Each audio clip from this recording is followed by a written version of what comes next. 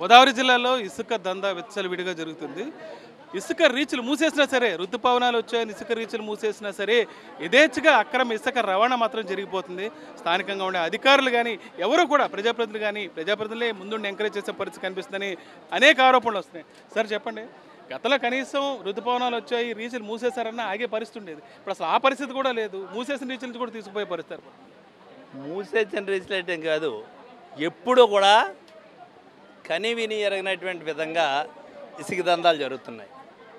ఇసుక అనేటువంటిది ఒక పేరుకి మాత్రమే ఉచిత ఇసుక అనేటువంటిది, కానీ వాళ్ళది ఒక పెద్ద ఆదాయ వనరులుగా చూసుకొని భయంకరంగా కపిలేశ్వరం మండలంలో కానీ, కోటిపల్లి ప్రాంతంలో కానీ, రావులపాలెం ప్రాంతంలో కానీ, ఈ ప్రాంతాల్లో జరుగుతున్నటువంటి ఇసుక దోపిడీ చూస్తుంటే ప్రజలందరూ కూడా ఊడుముడి, ఎక్కడైనా సరే ప్రజలందరూ కూడా ఏంటి అన్యాయం, రాత్రి లేదు, పగల లేదు, ఒక టైము లేదు, పాడు లేదు, ఇష్టం వచ్చినట్టు కనీసం ప్రజల కోసం ఆలోచించేటువంటి పరిస్థితి లేదు, అధికారులు పట్టించుకునే పరిస్థితి లేదు.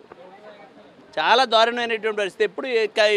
ఇప్పటి వరకు ఎవరు ఊహించలేనటువంటి పరిస్థితులు కనపడుతున్నాయి.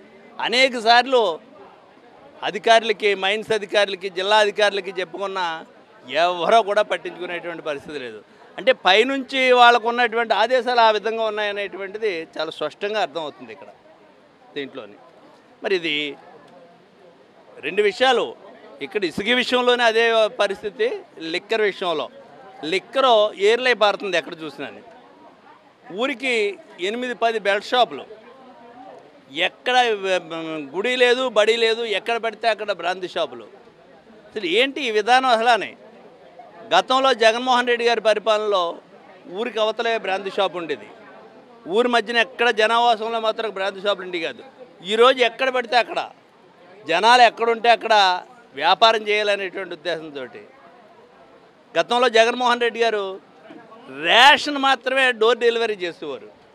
ఈవేళ మందుబాబులకి లిక్కర్ మాత్రం డోర్ డెలివరీ చేసేటువంటి పరిస్థితి ఈ కూటమి ప్రభుత్వంలో జరుగుతుందంటే సిగ్గుపడవలసినటువంటి పరిస్థితి ఉంది.